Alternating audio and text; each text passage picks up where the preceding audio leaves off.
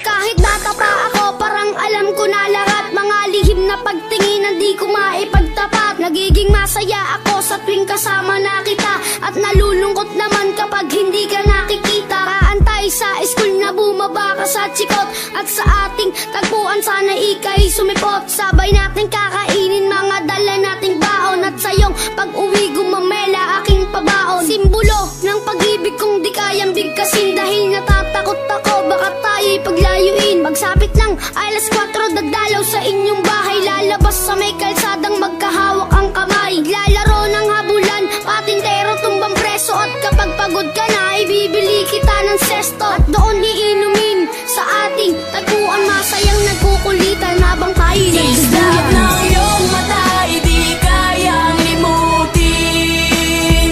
Sa ating tagpuan ay naghihintay pa rin.